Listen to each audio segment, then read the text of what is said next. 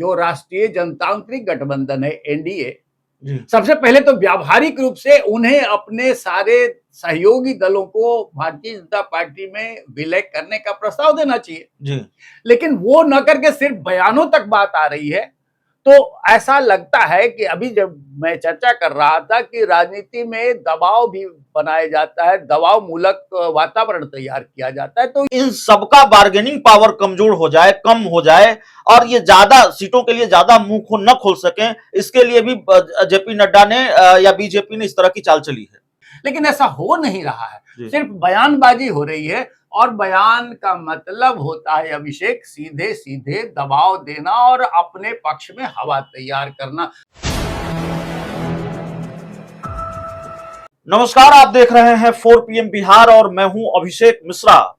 इस वक्त हमारे साथ बिहार के वरिष्ठ पत्रकार प्रियरंजन भारती हैं और प्रियरंजन भारती सर से उस सवाल पर बातचीत जिसकी वजह से बिहार की राजनीति पिछले कुछ घंटों से लगातार गर्म है, जिसकी बात हम लगातार कर रहे हैं। क्या क्षेत्रीय दलों का अस्तित्व समाप्त हो जाएगा? भारतीय जनता पार्टी के राष्ट्रीय अध्यक्ष जेपी नड्डा के इस बयान पर जेडीयू आरजेडी सबकी प्रतिक्रियाएं सामने आ रही हैं और फिर सवाल यह भी कि क्षेत्रीय दलों का अगर कोई अस्तित्व बचेगा नहीं तो फिर एनडीए गठबंधन भी तो क्षेत्रीय दलों के साथ है, बीजेपी का गठबंधन भी क्षेत्रीय दलों के साथ है। तो जेडीयू आरजेडी पर निशाना साधते साधते क्या जेपी नड्डा ने चिराग पासवान, उपेंद्र कुशवाहा, जीतन राम मांझी, पशुपति पारस की टेंशन भी बढ़ा दी है, उनकी चिंताएं भी बढ़ा दी है और एक बड़े खेल की तरफ इशारा करके गए हैं जेपी नड्डा। और आने वाले दिनों में भारतीय जनता पार्टी अपने इन सहयोगी दलों पर विलय का दबाव बढ़ाएगी। क्या चिराग पासवान की चिंताएं भी बढ़ा दी है, क्योंकि उनकी पार्टी भी तो क्षेत्रीय पार्टी है, पशुपति पारस की पार्टी भी तो क्षेत्रीय पार्टी है, उपेंद्र कुशवाहा की पार्टी क्षेत्रीय पार्टी है। क्या विलय का दबाव बढ़ने वाला है इन पार्टियों पर? देखिए, राजनीति में अभिषेक किसी भी बात से इनकार नहीं कर सकते हैं आप। जी, संभावनाएं हमेशा बनी रहती हैं और आप देखिए राजनीति में एक दबाव मूलक परिस्थिति भी पैदा की जाती है, एक तरह का दबाव का वातावरण तैयार किया जाता है। और आपने गौर किया होगा कि आज जेपी नड्डा इस बात को दोहरा गए हैं। सिर्फ ये आह्वान, इस तरह की बात पहले अमित शाह ने ही बिहार में की थी जी, और उस समय भी इतना ही बवाल बचा था जैसा आज मच रहा है। आज थोड़ा इसलिए ज्यादा दिख रहा है कि अब चुनाव सर पे है, जी, चुनाव बिल्कुल नजदीक है और आपने बिल्कुल सही कहा है कि दबाव है। तो दबाव में सभी पार्टियां, कहीं संकेत सिर्फ विपक्ष के लिए तो नहीं है, दबाव सिर्फ विपक्ष पर डालने की नीयत से तो इस तरह का बयान नहीं किया गया। क्योंकि अगर होता है तो जो राष्ट्रीय जनतांत्रिक गठबंधन है एनडीए, जी, सबसे पहले तो व्यावहारिक रूप से उन्हें अपने सारे सहयोगी दलों को भारतीय जनता पार्टी में विलय करने का प्रस्ताव देना चाहिए। जी, लेकिन वो न करके सिर्फ बयानों तक बात आ रही है।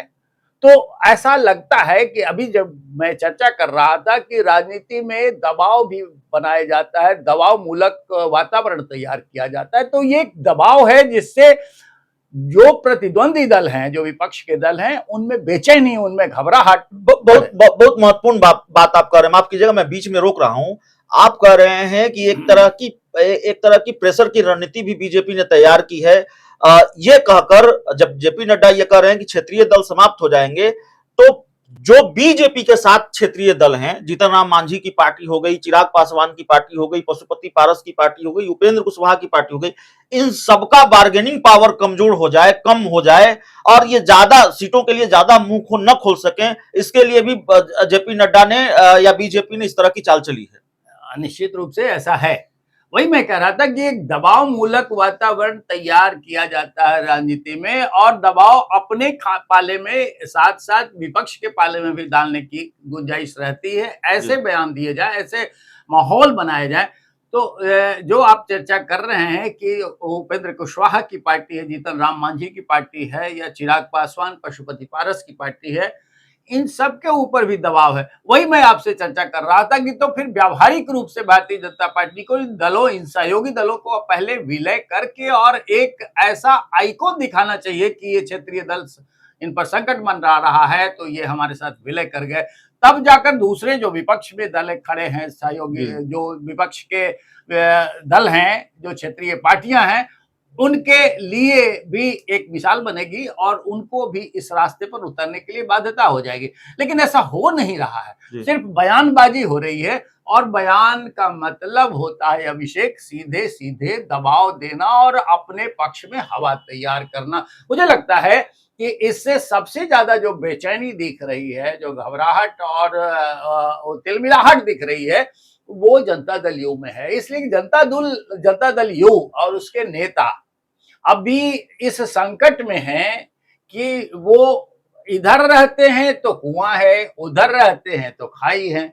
मैं कई बार ये चर्चा कर चुका हूं कि अभी INDIA को जिस तरह से खड़ा किया है नीतीश कुमार ने, सारे क्षेत्रीय दलों से मिल मिला करके, सभी दलों के नेताओं से जाकर मिन्नतें करके उन्होंने एक स्वरूप दिया, लेकिन आज जो संगठन खड़ा होता दिख रहा है उसमें उनकी हैसियत नहीं है। तो आपको लगता नहीं कि आप नीतीश कुमार के बारे में कह रहे हैं, उनकी पार्टी के बारे में कह रहे हैं और उनके अंदर कह रहे हैं कि जेपी नड्डा ने अगर ये बयान दिया कि क्षेत्रीय दल समाप्त हो जाएंगे तो नीतीश कुमार या उनकी पार्टी की बेचैनी होगी।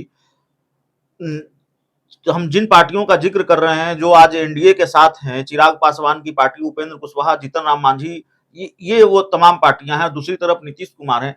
दोनों पार्टियों के जनाधार में, उन पार्टियों और नीतीश कुमार की पार्टी के जनाधार में अंतर है।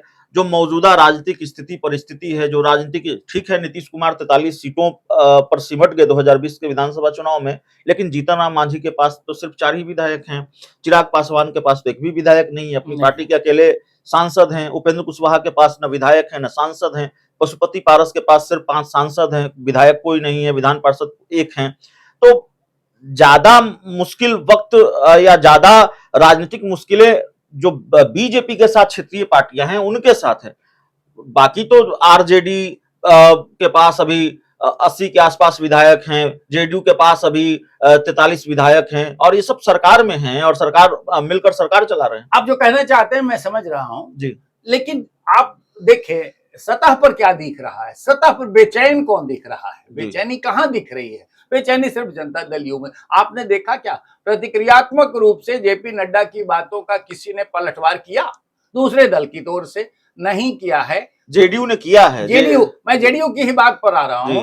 जेडीयू के अलावा किसी और दल ने, तेजस्वी यादव ने किया है। तेजस्वी यादव ने आज कहा है कि स्टेट है तब सेंटर है। मैं ये कह रहा हूं कि मैं जो अपनी बात कहना चाहता हूं, जो सवाल है आपका कि बेचैनी अगर दिख रही है तो फिर विपक्ष में ही दिख रही है जी, और ये स्ट्रेटजी है, रणनीति है इनके। और आप इस बात को बिल्कुल खारिज कर सकते हैं कि चिराग पासवान के अंदर बेचैनी नहीं होगी, जीतन राम मांझी की पार्टी के अंदर बेचैनी नहीं होगी, क्योंकि वो महागठबंधन में नहीं है, विपक्ष में नहीं है और वो भारतीय जनता पार्टी के एलाई हैं, उनके सहयोगी हैं। तो विलय का दबाव बढ़ेगा ना, विलय का दबाव होता है, लेकिन बेचैन वो इसलिए नहीं दिख रहे हैं कि भारतीय जनता पार्टी उनको एडजस्ट कर सकती है। कैसे करे ये फॉर्मूला वो बना सकती है। क्या आप इसको मानते हैं कि विलय का प्रेशर चिराग पासवान पर बढ़ेगा, पशुपति पारस पर बढ़ेगा, आने वाले दिनों में जीतन राम मांझी पर बढ़ेगा? स्वाभाविक है, जब इनके संख्या बल नहीं है जी, तो इनके सामने 2 विकल्प होंगे। आप या तो फिर साथ रहिए तो हमारे साथ मिल जाइए, और नहीं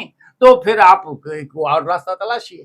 तो और रास्ता ये तलाशने वाले नहीं है, ये रहेंगे भारतीय जनता पार्टी के साथ ही। और भारतीय जनता पार्टी जिस स्वरूप में विलय से, इनको अपनी पार्टी का विलय करने से कोई दिक्कत नहीं होगी, कोई बेचैनी नहीं होगी। और राजनीति में ये अभिषेक हमेशा होता रहा है कि जब आप कंफर्टेबल हैं तो साथ रहिए, नहीं कंफर्टेबल तो निकल लीजिए पतली गली से। तो चलिए, पतली गली का रास्ता बीजेपी दिखा देगी अगर चिराग पासवान और जीतन राम मांझी, उपेंद्र कुशवाहा, पशुपति पारस अपनी पार्टी का विलय बीजेपी में नहीं करेंगे। वरिष्ठ पत्रकार हैं, बिहार के जाने माने पत्रकार हैं और इस बात की संभावना भी पूरी तरह से जता रहे हैं कि अगर भारतीय जनता पार्टी के राष्ट्रीय अध्यक्ष कह रहे हैं कि क्षेत्रीय पार्टियों को समाप्त होना होगा, तो फिर इसका मतलब यह भी है कि बीजेपी अपने सहयोगियों पर विलय का दबाव आने वाले दिनों में बढ़ाएगी। बहुत बहुत धन्यवाद।